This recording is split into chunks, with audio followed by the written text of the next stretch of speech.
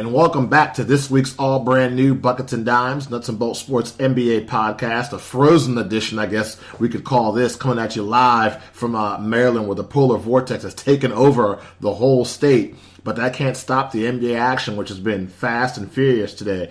Joe Cardozo joined as always by Pat Hillwig. Man, I feel like we had an idea how the show was going to go, Pat. We talked about it. We were ready to go. And then Woj bomb after Woj bomb after Woj bomb, and here we are. How you doing, man? Oh, man, I'm trying to stay warm. I'm sitting here. Obviously, I'm from Florida, so obviously I got my Jaguars hoodie on. I got my Jaguars beanie hat on. I mean to tell you, I'm looking right now. It's 23 degrees outside right now. We're inside. We're nice and warm. But, man, as cold as it is outside, the NBA, like you said, it is heating up right now. I mean, it was melting all this ice away quickly with all the talk about Porzingis, with all the talk about, LeBron and what's going on there in L.A. We definitely got some awesome stuff to talk about. And, man, it's going to be fun to see what happens in the next week. NBA is a lot of things, like I always say. Boring is not one of them.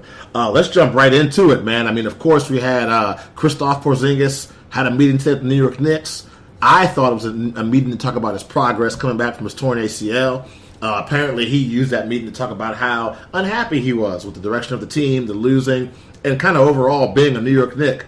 The team said they were going to take a look at some trade options. Man, I think I read that about that meeting at like 4 o'clock, and by 4:30, my man was gone out of town. You talk about a New York minute. So real quick, Pat, I know you got the details, the particulars of that trade. Porzingis goes to the Dallas Mavericks. Who's moving? What's moving? What happened with that deal? It looks like we got Porzingis, Courtney Lee, Tim Hardaway Jr. from the Knicks.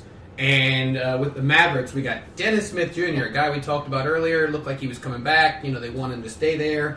Wesley Matthews and DeAndre Jordan, another guy that, recently came there within the last year. I like his game, but and two future first-round picks. I mean, that's big. I mean, yeah, it's not. I mean, Porzingis is. He's the unicorn. There's nothing like him out there right now. But, I mean, I think, this is my personal opinion. I mean, I've heard some other people say the same thing too, is I think they're just trying to make way for all these big-time free agents, come this summer to go after somebody else, to restructure that roster so that way they can, go after some of these big-time free agents. But, yeah, definitely big moves. Today, Thursday, and our trade deadline being next Thursday, more moves to come. Yeah, you're exactly right about that, man. I can't believe they did all this before the official trade deadline comes. I hope that's not all the excitement. I hope we have some more fireworks next Thursday. But yeah, I mean, for the New York Knicks, this is a huge gamble, and the reason why I said it is because you got rid of Kristaps Porzingis, a guy that was an all-star, was the face of the franchise, albeit not that long.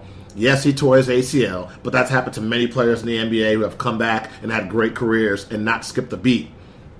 Now, with that being said, you're banking with this over $70 million that the New York Knicks now have in cap room. You can not get one, but you can get two max free agents. Take a look at their record, the basketball they're playing. I think it's kind of a guarantee they're going to get a top 3 draft pick. But we've seen before where the Knicks have rolled the red carpet out for LeBron James, and we're going to get LeBron. He's going to come to New York. It didn't happen.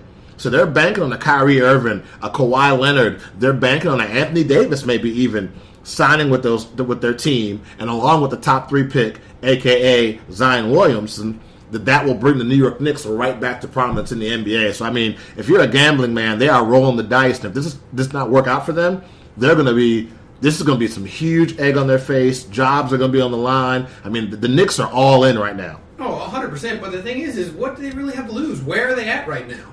It's not like they're, almost a playoff team or anything like that. They're one of the worst teams in the NBA by far. Sports. Right, but in sports, right. I mean, you think about it, when was the last time the Knicks were really relevant? I mean, it's been forever that when you could think about it. And sometimes you gotta do big things. You gotta make big moves in order, for better reasons in the future. And like you said, they're trying really hard to make it, the Knicks in New York, a place that people want to be. We got Carmelo to come here. Maybe we can get, like you said, an Anthony Davis, a Jimmy Butler. Jimmy Butler's a guy that brings a lot of a lot of energy. He can shoot, but he plays defense, rebounds, assists. He does an all-around game. So he's a and he's a guy that could be, has been with the Olympic teams as well. So he's got some stuff to bring to the team. I mean, there's so many players that we're going to see this summer coming up where people are going to be going after them and they're going to be throwing everything they got to get them. So this is the Knicks' way of saying, look, we're first in line. We're going to make it happen. You tell me what you need, we'll make it happen. Yeah, I mean, you talk about, like I said, over $70 million in cap room. That's enough to sign 2 max deal players. You add a top 3 draft pick into that. And, oh, yeah, by the way, we have the Mavs first-round draft pick for the next 2 years on top of that. I mean, I would almost say that the Mavericks kind of got fleeced in this deal. But it all depends on if they strike out and don't sign any players, the Knicks being them. Let's say they don't draft Zion Williams. Let's say something crazy happens. He's not available to the Knicks wherever the ping pong balls may fall. If I'm a Knicks fan, man, we just gave away the unicorn for Jack. Yeah, well, we'll see what happens. I mean, clearly we saw what happened with the injury. Maybe they don't know if he's going to be the player that he was before the injury. So they're banking on the fact that if he's not, we'll get what we can now for him, and then that way, hey, at least if we don't get him, at least we made room, like you said, so we can move forward with the franchise. But if he does, okay, cool, we got something for him. Yeah, and on the flip side of that, take a look at the Dallas Mavericks. You got Luka Doncic, a guy that you and I have been talking about since day one, who's just playing out of this world. You have some fantastic stats coming up in the Hillwig report when it comes to him. But now you're pairing him up with Kristaps Porzingis, a guy that before the ACL injury, like you talked about, a 7-footer, like a young Dirk Nowitzki, man. Inside, outside. One of my famous phrases I like to use is a however you want it player. He could take it inside, he could take it outside. When he's healthy, he's a good rebounder. Those 2 young guys also combined with that Maverick roster, which is not that bad. I mean, Tim Hardaway Jr. is a decent NBA player. This guy is hovering at the 20 points per game plateau for a while now. And you can come back at me and say, oh, he's averaging almost 20 playing for the Knicks. Hey, in the NBA, 20 points per game is 20 points per game, baby. Nobody cares. You can put the ball in the bucket. You can put the ball in the bucket. So if I'm a Dallas Mavericks fan, I am super excited for what this team looks like moving forward. And, of course, you have Dirk Nowitzki on his way out, but you have a half of a season for him to mentor, kind of teach these guys, and give them some wisdom as well. So if you're a Dallas Mavericks fan, I think today, more than a Knicks fan, you should be excited. Oh, 100%. You're bringing in Tim Hardaway Jr., a young guy that's really coming into his own, really learning his game. Courtney Lee, been in the league for a little while. He's got, a couple of years to really show what he's done. And those guys are really going to bring a lot to that team. I mean, you still got Jalen Brunson, one of their top picks. Villanova, national champion. Really, really good right there. Harrison Barnes. So, you still got some players there that can really make a difference. And Luka Doncic, like I said, I've got a couple stats on Luka Doncic later, but that guy, man, you just can't say enough about him and what, as a rookie, he's done for that team. Clearly, it's not showing in the wins column, but that's why they made this move, so that way they can better themselves this season and moving on forward, going forward. Yeah, and the one good thing, too, if you're a Mavs fan is, no offense, Dallas is not New York. And what I mean by that is, let's say this trade doesn't work out for the Mavericks. They gave up 2 first-round draft picks. But player-wise, Dennis Smith Jr., in my opinion, is not better than Kristaps Porzingis. So if the Knicks get the number 1 pick, they get Zion Williamson, they sign 2 max free agents, and let's say Porzingis is not the player he was before. Yeah, you're kind of behind a little bit with your Dallas because you lost those 2 first-round draft picks, but the public spotlight is not on you as bright as it is in New York. Because New York being a major media market, people are going to write story after story about how the Knicks failed and got run over and hosed in this trade. Doesn't work out for Dallas. It's going to be a headline for sure. Hey, it's going to be 3 years for the Mavericks to get better again because they don't have a first-round draft pick the next 2 years. But I just don't see the impact being as big as it will be in New York. I mean, if you're Dolan, anybody who's an upper manager for the Knicks, I am terrified if I don't get a top 3 pick, top 2 pick even. Oh yeah, I mean even looking at the Knicks roster, you still got Emmanuel Mudiay, who everybody likes. Kevin Knox, awesome rookie. Having a great season. Right, he's having a great season. Guy you forget about is Mario Hozanga came from Orlando. Yep. He hasn't really done much, but still could be something. And then of course Frank. I can't even pronounce his last name if I tried. Nicotinelli? Yeah, the Frenchman, point guard, Tony Parker Jr. Yeah, there you go. So, I mean, they do still have some stuff on that roster, young talent, that they can still make some more moves, one. And two, they can build if they do get, some big-time free agents over the summer. They do have some talent still to build around them. Young talent that still has a chance to grow and to become, good in the NBA. Yeah, I mean, like I said, my main conclusion from this deal is if I'm the New York Knicks, I am very nervous.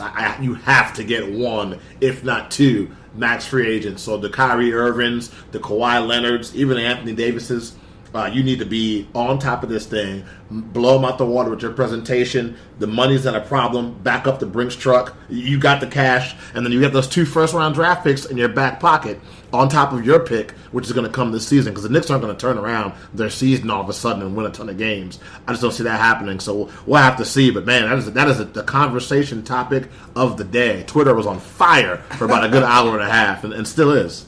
Yeah. So, obviously you mentioned Porzingis. I mean, yeah, we started off talking about Porzingis because it's happening now, but I think, our show, we were going to talk about Anthony Davis. That was the hottest topic coming into today, was Anthony Davis. Oh, yeah, it was. Man? and, I was preparing for the show today, and I actually saw a couple things, and I kind of was talking to you about it before, but man, it was just, they actually took Anthony Davis out of the hype video for the team. They just took his face out of it.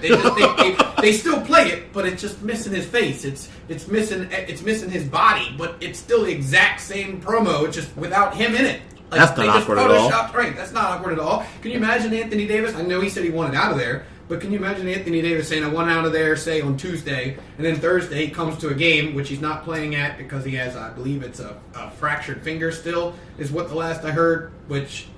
Who knows? I mean, could he play? I don't know. Maybe he's not playing because he just doesn't want to injure it before something happens. But can you imagine sit on that sideline and see that hype video and just remember? And my face used to be on that. Like, what happened? That's not shade at all. Shade at all. Yeah, you're right. Anthony Davis, I mean, we talked about it last week on the last show, demanding a trade. And now, of course, everybody and their mother is on the phone, lining up, trying to make phone calls to New Orleans Pelicans, trying to see if they can get him. I know the latest I saw was the Los Angeles Lakers have offered 5 different trading scenarios to New Orleans for them to acquire Anthony Davis. Before I get your thoughts, Pat, I want to share my own when it comes to Anthony Davis. I just feel like a lot of people are trying to say he's out of line.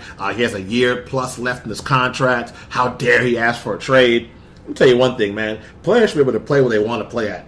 If you're not happy in the situation that you're in, yes, you have a contract, but you have the right to voice that opinion. Now, if the team wants to trade you, great. If they don't, they're going to try to fix things. That's on the team. But if I don't like where I'm at, I have the right to tell people I don't like where I'm at. I also feel like in a situation with New Orleans, you had something last year with Rajon Rondo, with DeMarcus Cousins. Boogie and Davis played really well together. Offseason came. From what I saw the Showtime special with the Boogie Cousins did. I saw the clips. No offer from the Pelicans at all.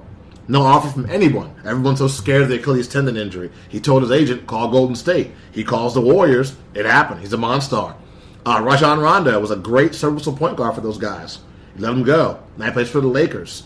That was the best shot at getting a competitive team, in my opinion, Davis has had since he's been with New Orleans. He's given that team plenty of time to improve themselves, plenty of time to build a winner around them. They haven't done it. He's not getting any younger.